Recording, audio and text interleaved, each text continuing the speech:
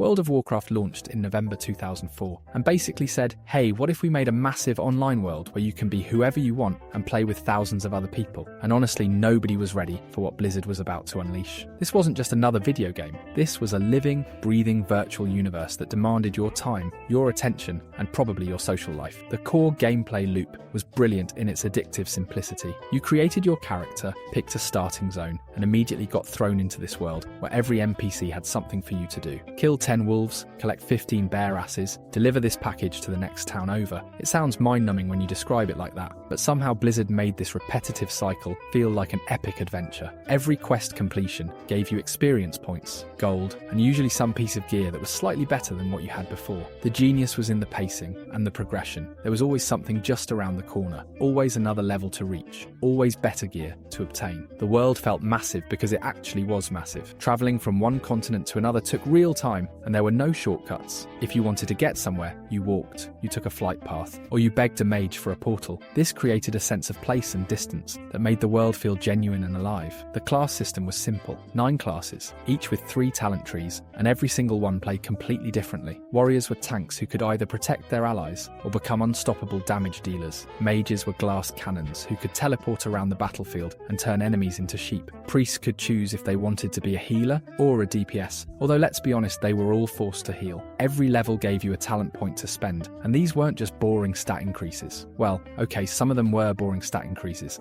A druid could specialize in balance and pretend to be useful, or go restoration like his raid leader told him to do 50 times already. The choice mattered because respecting cost gold, and at higher levels, that cost became seriously expensive. Dungeons were where the game really showed its teeth. These weren't casual 15-minute affairs where you could just run in and face roll everything. Blackrock Depths could take 6 hours to complete, and that was if everyone knew what they were doing, which they usually didn't. The coordination required was insane. Someone had to explain every pull, every boss mechanic, every shortcut through the dungeon. Players actually read quest text because they needed to understand what they were supposed to do. Getting lost in Blackrock Depths wasn't a joke. It was a genuine possibility that could add hours to your run. Raids. Crank this complexity up to 11. 40 players trying to coordinate in the same virtual space while someone shouted instructions over voice chat. Now, looking back, Molten Core was mechanically simple compared to modern raid design. Most bosses had maybe 1 or 2 abilities, and the actual strategy usually boiled down to tank here, everyone else stand there, don't stand in fire. But here's the thing, nobody knew that at the time. Players were figuring out every single mechanic from scratch. There were no comprehensive guides, no video tutorials, no detailed explanations of optimal strategies.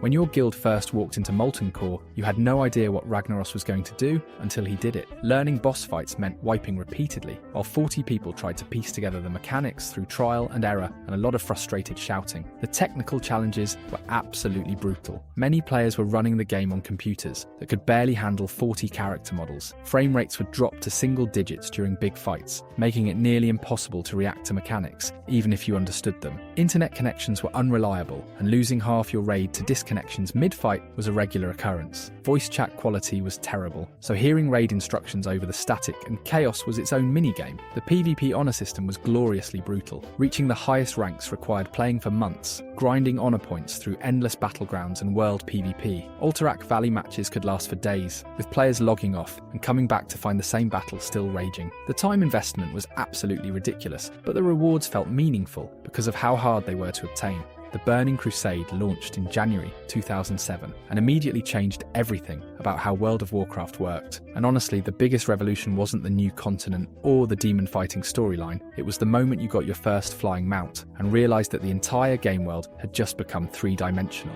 Flying mounts weren't just a cool new feature, they fundamentally broke the rules of MMO design that everyone had accepted as gospel. See, in vanilla, getting from point A to point B required actually traveling through the world. You had to run past monsters, navigate around obstacles, and deal with the terrain. Flying Mount said, forget all of that, and let players just soar over everything like they own the place. This was amazing for players who were tired of corpse running through hostile territory, but it also meant that Blizzard had to completely rethink how they designed zones. Suddenly, every piece of terrain needed to look good from above, and players could bypass entire sections of content just by flying over them. The real game changer, though, was heroic dungeons. This was Blizzard's first experiment with scalable difficulty, and it was brilliant in its simplicity. immediately. Take the same 5-player dungeon that players had been running, crank up the damage numbers, add a few extra mechanics, and boom, you had a whole new tier of content. Heroic dungeons required better gear, better coordination, and better execution than their normal versions. More importantly, they introduced the concept that the same content could serve multiple difficulty levels, which became a cornerstone of modern WoW design. Arena PvP turned competitive play into an actual esport. Instead of the honor grind chaos of vanilla battlegrounds, Arena gave players structured 2 versus 2, 3 versus 3, and 5 versus 5 matches with serious ranking systems. This wasn't just about who could play the most hours anymore, it was about actual skill, team composition, and strategy. Professional gaming teams started forming around arena play, tournaments offered real prize money, and suddenly WoW PvP had legitimacy as a competitive scene. But here's where Burning Crusade showed its more hardcore side: attunement chains. If you wanted to raid, you had to prove you deserved to be there by completing complex quest lines that involved multiple dungeons, reputation grinds, and specific achievements. Want to get into Karajan? Better complete the Master's Key questline. Hoping to see Black Temple? You'd better have cleared Mount Hyjal first. These attunement requirements created a structured progression path, but they also meant that catching up with friends or joining new guilds became increasingly difficult as the expansion aged. Blood Elves and Draenei didn't just add new character options, they fundamentally shifted faction balance. Blood Elves gave the Horde their first pretty race, which attracted tons of players who had been allianced purely for aesthetics. Draenei gave the Alliance their first shamans, breaking the class exclusivity that had defined faction identity since launch. Dual crafting introduced socketed gear and gem optimization, turning every piece of equipment into a puzzle with multiple solutions. Suddenly, getting a gear upgrade wasn't just about higher item level, it was about socket colors, gem bonuses, and stat optimization. This created an entire economy around gems and added layers of complexity to character progression. The Burning Crusade essentially took Vanilla's foundation and built a more structured, more competitive, and more accessible game on top of it.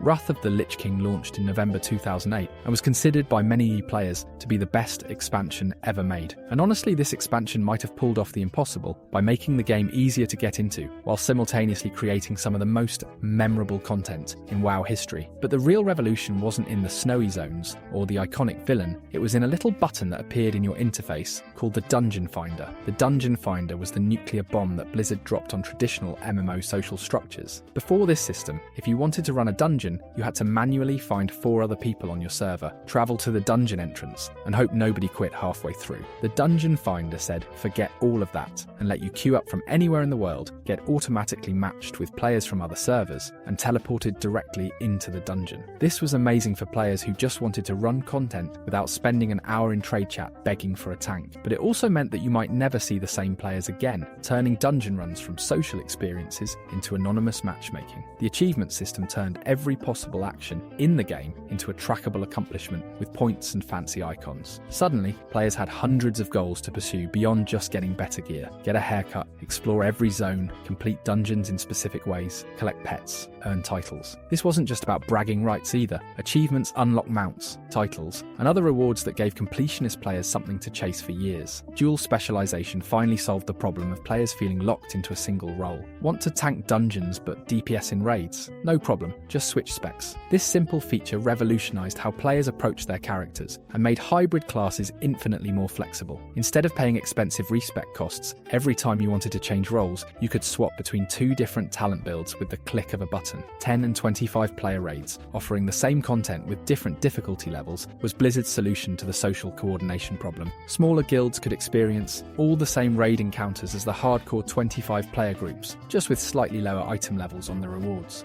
Vehicle combat showed up everywhere and completely changed how encounters could work. Instead of just standing there casting spells or swinging weapons, players found themselves flying on dragon mounts, driving siege engines, and controlling massive mechanical constructs. Some players loved the variety and cinematic feel of vehicle encounters. Others absolutely hated feeling disconnected from their carefully optimized character builds. Either way, it showed that WoW combat didn't have to be limited to traditional class mechanics. Wintergrasp created the first successful open-world PvP objective that actually mattered for PvE players. This massive zone-wide battle determined which faction controlled access to a raid vault, meaning even players who normally avoided PvP had reasons to participate. The siege warfare with destructible walls and massive vehicles felt like a medieval battle simulator inside an MMO. Inscription added glyph customization that let players modify their spells and abilities in meaningful ways. This wasn't just about stat optimization. Glyphs could change how abilities functioned, add new effects, or alter visual appearances. It gave players another layer of character customization and created a new profession centered around spell modification. Hard modes introduced player-activated difficulty increases that rewarded skilled players with better loot for completing encounters in more challenging ways. Instead of having separate difficulty tiers, players could choose to make fights harder by leaving specific NPCs alive, activating optional mechanics, or meeting certain criteria during the encounter. Death Knights, as the first hero class, created a completely new type of starting experience. Instead of beginning at level 1, Death Knights started at level 55 with a full set of abilities and their own unique storyline. This let players jump directly into higher level content while experiencing a completely different narrative structure. The expansion reached 12 million subscribers at its peak, which meant Blizzard had to design systems that could handle unprecedented player populations while maintaining server stability and social cohesion. Cataclysm launched in December 2010 and literally broke the world. And I'm not being dramatic here. Blizzard actually shattered every single vanilla zone and rebuilt them from scratch with completely new quests, storylines, and level flows. This wasn't just an expansion that added new content. This was Blizzard saying, we're going to fix 6 years of accumulated design problems by destroying everything you remember and starting over. The world revamp was absolutely massive in scope. Every zone from Elwyn Forest to Ungoro Crater got completely redesigned with new quest hubs, streamlined storylines, and modern design philosophy. Leveling from 1 to 60 became a coherent narrative experience instead of the random collection of Kill 10 Rats quests that had defined vanilla. Zones now had clear beginning, middle, and end points, with actual story arcs that made players care about what was happening. Looking for raid took the dungeon finder concept and applied it to endgame raiding. Suddenly, players could queue up for raids just like dungeons, get matched with 24 other random people, and experience raid content without needing a guild or coordinated schedule. This was simultaneously the best and worst thing that ever happened to WoW raiding. Best because it let millions of players see content they never would have experienced otherwise. Worst because it created a difficulty tier so easy that it barely resembled actual raiding. Reforging turned stat optimization into a mathematical puzzle that required spreadsheets and calculators to solve properly. Players could take a percentage of one stat on their gear and convert it into a different stat, which sounds simple until you realize that optimal reforging required calculating hit caps, expertise breakpoints, and secondary stat weights for every single piece of equipment. This system was beloved by players who enjoyed theory crafting and absolutely hated by everyone else. Archaeology became the most divisive profession in WoW history. Some players found the random dig sites and artifact discovery process relaxing and rewarding. Others considered it the most boring, repetitive, RNG-dependent waste of time ever implemented. There was no middle ground. You either spent hundreds of hours flying around digging up fragments, or you pretended the profession didn't exist. The guild system overhaul turned guilds into actual mechanical entities with their own progression systems. Guilds could level up,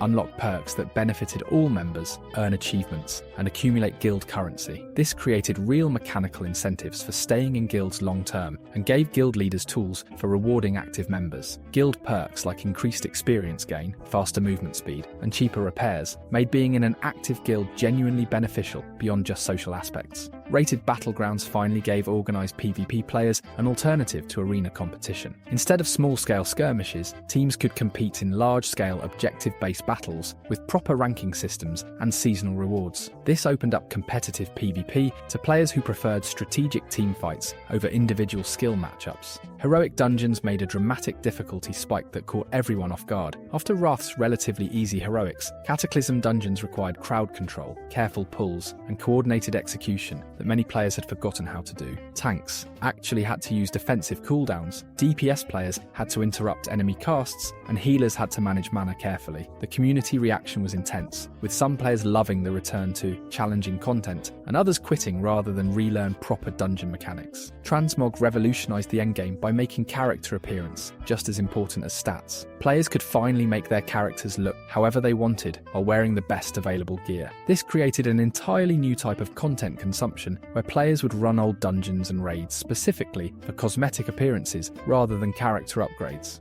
Flying mounts in the old world removed the final barrier to accessibility. Every zone became fully three-dimensional, and players could bypass ground-based obstacles that had defined the original leveling experience. This made getting around much more convenient, but also eliminated many of the navigation challenges that had made the world feel larger and more dangerous. Mists of Pandaria launched in September 2012 and basically said, what if we experimented with every single system in World of Warcraft simultaneously and see what happens? And honestly, this expansion was like Blizzard's mad science laboratory, where they threw innovative ideas at the wall to see what would stick. Some of these experiments became foundational features that are still used today. Others were quietly removed and never spoken of again. Scenarios were Blizzard's attempt to create structured, three-player content that wasn't quite a dungeon, but was more involved than regular questing. These short, story-driven instances could be completed by any combination of roles, without needing the traditional tank-healer DPS setup. The idea was to give players bite-sized group content that could be completed in 15 to 20 minutes, without the social coordination overhead of full dungeons. Some scenarios were genuinely engaging, others felt like elaborate cutscenes with minimal gameplay. The pet battle system turned out to be way more addictive than anyone expected. Blizzard essentially built Pokemon inside World of Warcraft, complete with type advantages, breeding mechanics, and competitive battles. Players could capture wild pets, level them up through battles, and compete against other players in structured pet tournaments. What started as a silly side feature became a legitimate endgame activity that some players pursued more seriously than traditional raiding or PvP. Challenge modes introduced the concept of timed dungeon runs with cosmetic rewards that couldn't be outgeared. Every player got normalized stats regardless of their actual equipment, so success depended entirely on execution, strategy, and coordination rather than gear quality. The time limits forced groups to optimize routes, perfect their rotations, and coordinate cooldowns precisely. Cross-realm zones use new technology to merge low-population servers together, ensuring that players always encountered other people while questing. Instead of empty zones feeling like single-player games, cross-realm technology dynamically populated areas with players from multiple servers. This solved the population problem that had plagued older servers, but also eliminated some of the tight-knit server community, feeling that many players valued. Monk class design introduced resource systems that hadn't been seen before in WoW. Instead of mana, energy, or rage, monks used chi points generated through specific abilities and spent on finishing moves. The positional gameplay requirements, where monks perform better when attacking from behind or to the side of enemies, added spatial awareness elements that other classes didn't require. Daily quest design reached peak complexity, with reputation vendors, valor point systems, and faction-specific storylines that required weeks of consistent completion to unlock. The sheer number of available dailies meant that dedicated players could spend hours every day just completing repeatable content. Some players loved having consistent objectives to pursue, while others felt overwhelmed by the daily obligation pressure. Tilla's Farm functioned as a player housing prototype where players could grow crops, befriend NPCs, and customize their own personal farmstead. This feature let players engage with completely non-combat gameplay systems while building relationships with individual NPCs through gift giving and conversation. It was a surprisingly peaceful and engaging system that many players used as a break from the usual combat-focused content. Raid Finder evolved to support multiple difficulty tiers for the same content, establishing the normal, heroic, and Raid Finder structure that became standard. Flexible raid technology allowed groups to scale from 10 to 30 players, dynamically, automatically adjusting encounter difficulty based on group size. PvP Power attempted to create separate stat priorities for PvE and PvP gear, but mostly confused everyone and got removed pretty quickly. Warlords of Draenor launched in November 2014 and immediately broke every single server in the game because 10 million players tried to log in simultaneously to experience what Blizzard promised would be the greatest expansion ever made. And honestly, for about 3 days, it actually felt like it might be. Then players discovered their garrisons, and everything went sideways in ways that nobody saw coming. The garrison system was Blizzard's attempt to give every player their own personal base that would serve as a hub for crafting, followers, and daily activities. On paper, this sounded amazing. You got to build and customize your own little kingdom, recruit followers who would go on missions for you, and manage resources like you were playing a medieval city builder inside World of Warcraft. In practice, garrisons turned into mobile game mechanics that kept players isolated from each other while they clicked buttons to send NPCs on timed missions. The problem wasn't wasn't that garrisons were badly designed, it's that they were too well designed. They provided everything players needed without requiring any social interaction. Crafting materials, gold income, gear upgrades, and even raid consumables could all be obtained without leaving your garrison or interacting with other players. This turned World of Warcraft into a single-player game with a chat channel,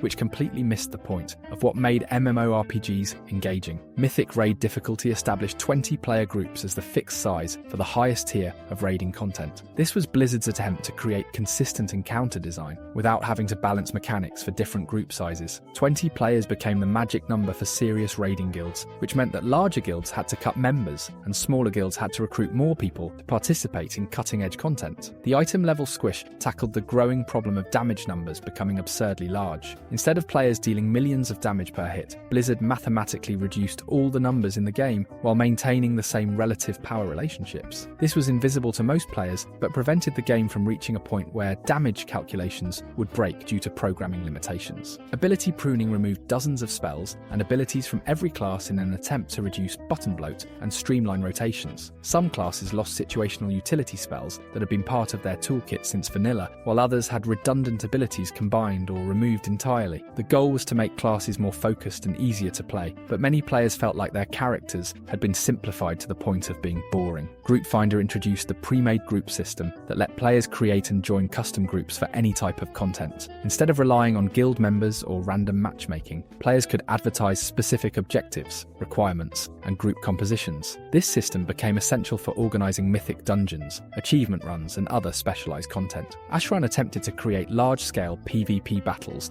that felt like epic warfare rather than small skirmishes. The zone featured ongoing battles between massive groups of players with objectives, vehicles, and environmental mechanics. Some players loved the chaotic large-scale combat, while others found it too unstructured and Zerg-focused to be engaging. The treasure hunting system scattered valuable rewards throughout every zone, encouraging exploration and providing incentives to thoroughly explore areas rather than just completing quest objectives and moving on. The content drought problem became apparent when players realised that the expansion launched with relatively little endgame content, and the patches between major updates stretched for months longer than anyone expected. Legion launched in August 2016 and said, "We heard you loud and clear about Warlords of Draenor, so we're going to fix every single thing you hated," while simultaneously creating the most addictive progression systems in WoW history. And honestly, this expansion might have been Blizzard's masterclass in learning from their mistakes, because they took every failed system from the previous expansion and turned it into something that actually worked. Artifact weapons gave every single player a legendary weapon with its own skill tree, appearance customization, and infinite progression system. Instead of replacing your weapon every few levels, you got one iconic weapon at the start of the expansion and spent the entire 2 years making it more powerful. Each weapon had dozens of traits that could be unlocked, upgraded, and customized to change how your abilities functioned. This created a genuine sense of attachment to your character's primary tool while providing endless progression goals. The Mythic Plus system revolutionized dungeon content by creating infinitely scaling difficulty with weekly time limits and rotating modifiers. Every week, Mythic dungeons got harder but offered better rewards, and players could push as high as their skill and coordination would allow. The Keystone system meant that completing dungeons unlocked higher difficulty versions, creating a competitive ladder that never had a ceiling. This turned 5-player dungeons into legitimate endgame content that remained challenging and rewarding throughout the entire expansion. World quests completely transformed daily content from repetitive checkbox activities into engaging objectives scattered across every zone. Instead of picking up the same quests from the same NPCs every day, world quests spawned dynamically with varying objectives, rewards, and time limits. Some required group coordination, others offered rare transmog appearances, and the best ones provided genuine character upgrades. The variety meant that players never knew exactly what would be available when they logged in. Class Order Halls took the garrison concept and fixed everything that was wrong with it. Instead of isolated personal bases, Order Halls were shared spaces where all players of the same class could interact while pursuing class-specific storylines and abilities. Each class got unique followers, missions, and narrative content that made playing different characters feel genuinely different, rather than just cosmetically varied. The legendary system became the most controversial and addictive progression mechanic in WoW history. Random legendary items could drop from any content, and each one dramatically changed how your character played. Some legendaries were incredibly powerful and essential for optimal performance, while while others were situational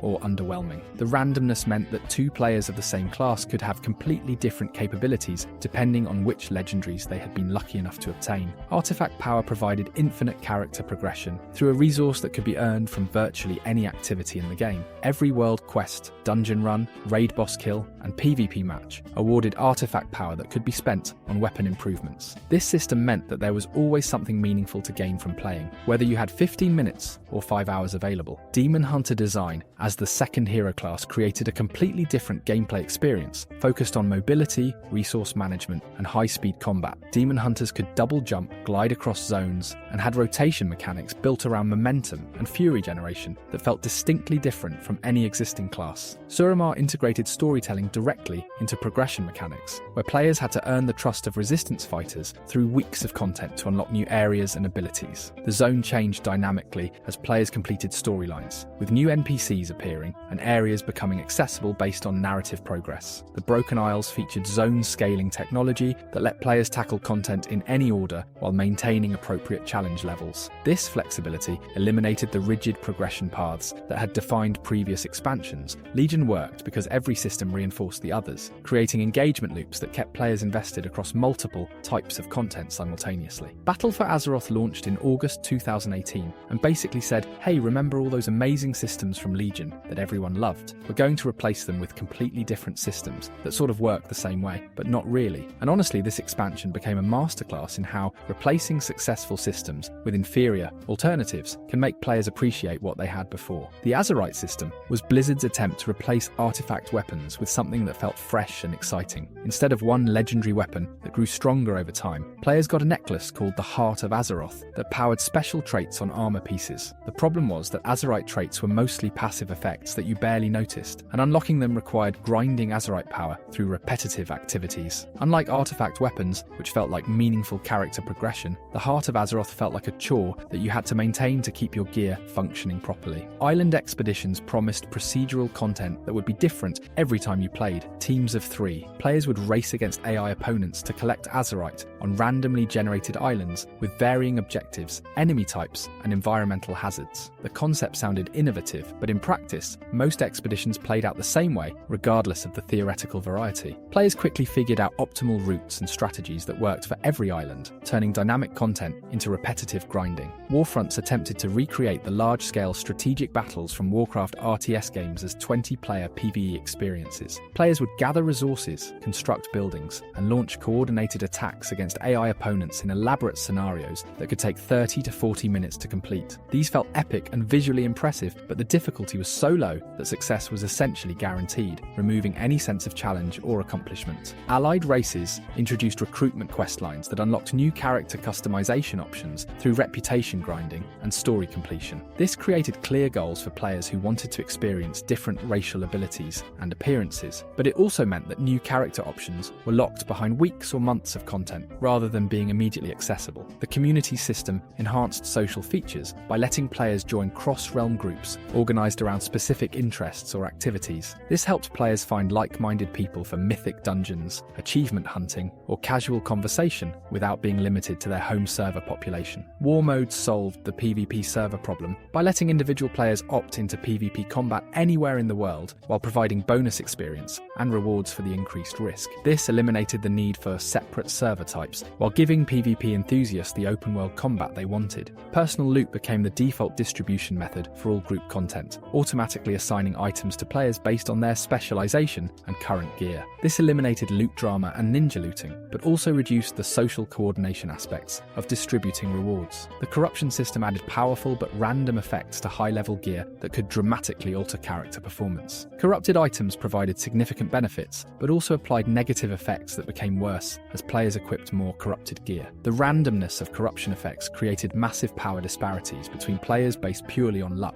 The Great Unpruning began returning abilities and spells that had been removed in previous expansions, acknowledging that class simplification had gone too far. Mythic plus seasonal affixes introduced rotating modifiers that changed how dungeons played every few months, keeping the content fresh for dedicated players. Shadowlands launched in November 2020 and said, what if we took all the lessons learned from Legion and Battle for Azeroth and then completely ignored them while creating the most complicated system of interconnected borrowed power mechanics in WoW history? To To be honest, this expansion became a perfect example of how having too many systems can be worse than having too few systems, especially when those systems actively fight against each other for player attention. The Covenant system forced players to make a supposedly meaningful choice between 4 different factions that would affect their abilities, storylines, and progression paths for the entire expansion. Each Covenant provided unique class abilities, signature spells, and cosmetic rewards that were locked behind the choice. The problem was that for most players, there was clearly one optimal Covenant for their class and specialization, which meant the choice wasn't meaningful at all. It was either pick the best one for performance or deliberately handicap yourself for aesthetic preferences. Torghast promised to be World of Warcraft's version of roguelike dungeons, with procedural layouts, scaling difficulty, and unique power-ups that changed how your character played during each run. The concept sounded innovative, with flaws that adapted to your progress, powers that could create completely broken ability combinations. In practice, Torghast became a mandatory weekly chore that most players dreaded because it was required for legendary crafting materials, and the difficulty scaling was wildly inconsistent. The Great Vault consolidated weekly reward systems from previous expansions into a single interface where players could earn rewards through raiding,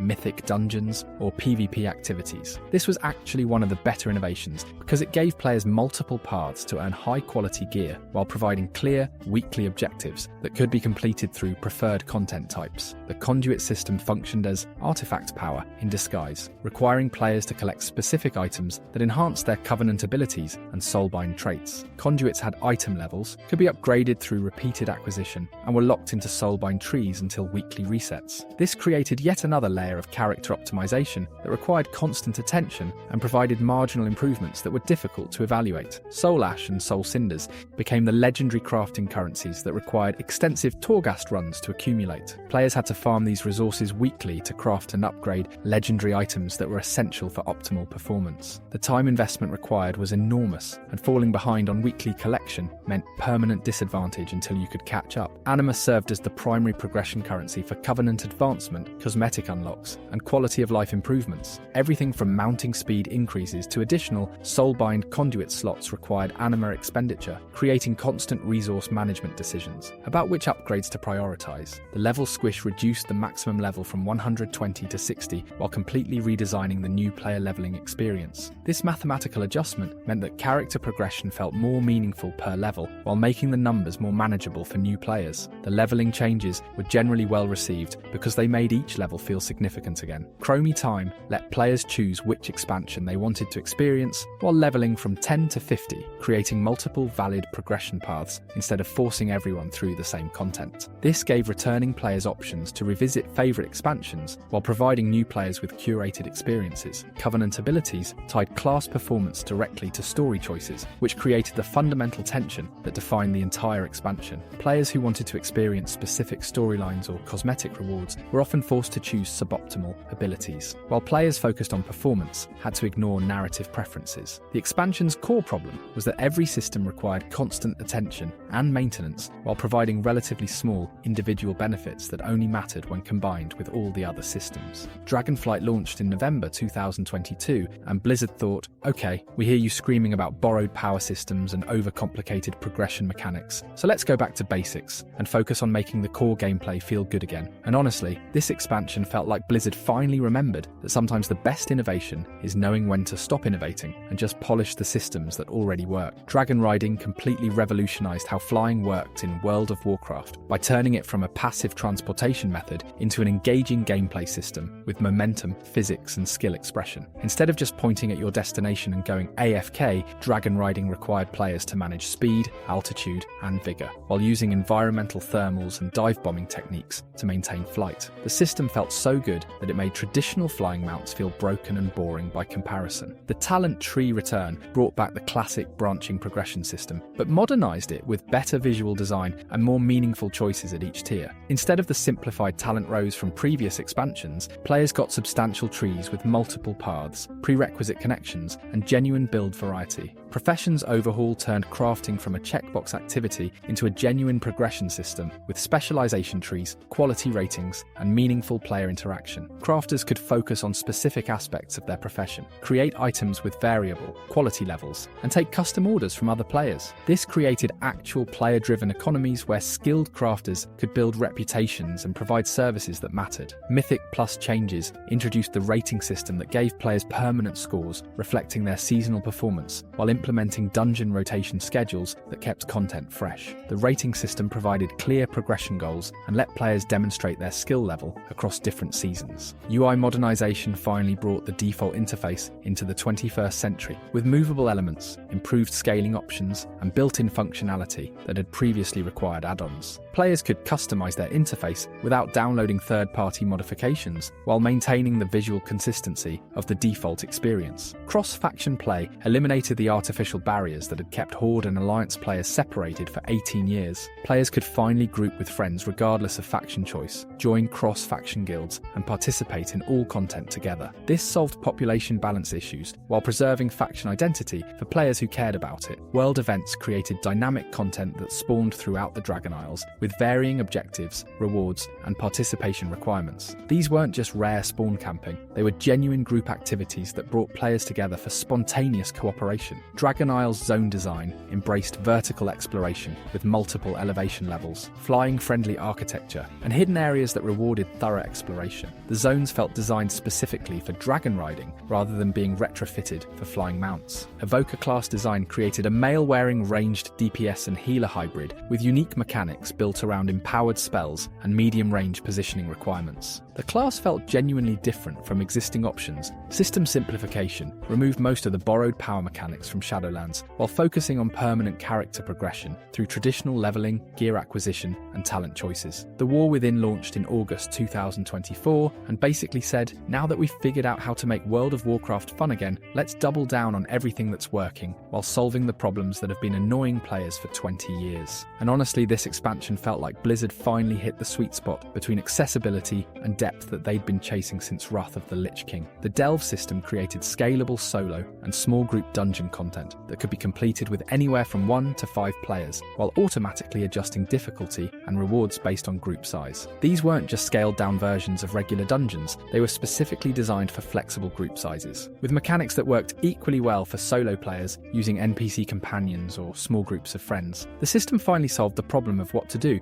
when you wanted dungeon-style content but couldn't assemble a full 5-player group. Hero Talents expanded the talent tree system by adding specialized branches that unlocked at level 71 and provided powerful class-defining abilities. Instead of just adding more levels to existing trees, Hero Talents created distinct playstyle variations that could dramatically change how classes functioned at maximum level. Each class got multiple hero talent paths that offered genuinely different approaches to their role while maintaining mechanical complexity. The Warband system revolutionized alt character management by making reputation, achievements, and certain types of progression account-wide rather than character-specific. This eliminated the repetitive grind of unlocking the same content on multiple characters while preserving individual character identity for things that mattered. Players could finally experiment with different classes without feeling like they were starting from zero every time. Dynamic flying became available in every zone across all expansions, letting players use dragon riding mechanics everywhere from the original Eastern Kingdoms to the newest content. This retroactive improvement made revisiting old content feel fresh and engaging, while eliminating the arbitrary restrictions that had kept traditional flying separate from the superior dragon riding system. Mythic Plus Overhaul made seasonal dungeon rotation a permanent feature while refining the reward structure and difficulty scaling. The key system became more intuitive, group formation tools improved significantly, and the seasonal affixes were rebalanced to create interesting challenges without frustrating mechanics that made certain weeks unplayable. Profession specialization deepened the crafting system with branching skill trees, quality variations, and cross-player collaboration requirements. Master crafters could specialize in specific aspects of their profession while relying on other players for materials and services they couldn't provide themselves. The Great Vault evolution refined weekly reward systems by providing better deterministic paths to specific upgrades while maintaining the excitement of random rewards. Players gained more control over what types of items they could earn while preserving the anticipation that made weekly vault openings feel special. Cross-realm. Everything eliminated virtually all server restrictions, letting players interact freely regardless of their original server choice, while preserving guild and community identity through improved social tools. Modern accessibility features included comprehensive catch-up mechanics, improved new player guidance, and flexible difficulty options that let players engage with content at their preferred challenge level without feeling excluded from higher tier rewards. So here we are, 20 years later, and World of Warcraft has basically tried every possible approach to MMO design at least twice. We started with hardcore 40-player raids that required military-level coordination, swung all the way to LFR, where you could literally go AFK and still get rewards, and somehow ended up back in a place where challenging content exists, alongside accessible alternatives without destroying each other. The lessons learned are pretty clear. Borrowed power systems sound innovative, but mostly just annoy players who want permanent character progression. Flying mounts fundamentally change world design, whether you plan for it or not. Cross-realm technology solves population problems but can hurt server communities. And no matter how many systems you pile on top of each other, players ultimately just want their characters to get stronger in ways they can understand and control. Looking ahead to Midnight and whatever comes after, Blizzard seems to have figured out that the best approach is focusing on a few systems that work well together rather than trying to reinvent everything every 2 years. The gameplay legacy is undeniable though. Every modern MMO uses quest hubs, instance dungeons, and scalable difficulty because World of Warcraft proved these systems work. 20 years later,